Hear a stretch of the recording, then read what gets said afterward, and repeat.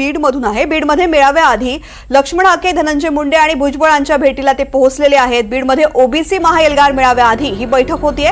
लक्ष्मण हाके आणि छगन भुजबळ यांच्यामध्ये बैठक होतीये। मेळाव्या अगोदरच दोन वेळांमध्ये चर्चा सध्या सुरू आहे। आकाश सावंत या भेटी संदर्भातली माहिती देत आहेत। आकाश, किती वेळापासून साधारणपणे ही भेट सुरू आहे?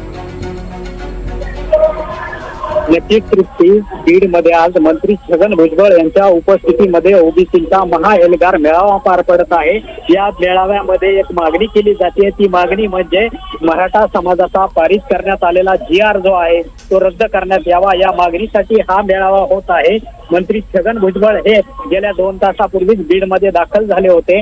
बीडच्या सनराईज हॉटेलमध्ये ते थांबले होते। त्या ठिकाणी आता ओबीसी आंदोलक लक्ष्मण हाके आणि माजी मंत्री आमदार धनंजय मुंडे हे देखील त्या ठिकाणी दाखल झाले आहेत आणि त्यांची एक महत्वाची बैठक सुरू आहे। ही बैठक गेल्या 10 ते 15 मिनिटांपासून सनराईज हॉटेलमध्ये सुरू आहे आणि या बैठकीच्या या मेळाव्या अगोदर हे तिन्ही नेते, जे मंत्री छगन भुजबळ असतील, आमदार धनंजय मुंडे असतील आणि ओबीसी आंदोलक लक्ष्मण हाके असतील, हे तिन्ही नेते जे आहेत ते एकत्र आलेले आहेत। दरम्यान या ठिकाणी आता काही तासच शिल्लक राहिलेले आहेत।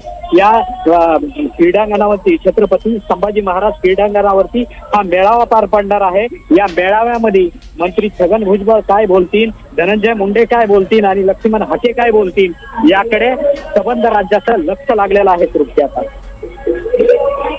निश्चित आकाश, हे सनराईज हॉटेल आणि ज्या ठिकाणी मेळावा होणार आहे ते मैदान, यातलं अंतर साधारणपणे किती आहे आणि या भेटीनंतर साधारणपणे किती वेळामध्ये तीनही नेते या ठिकाणी पोहोचू शकतात?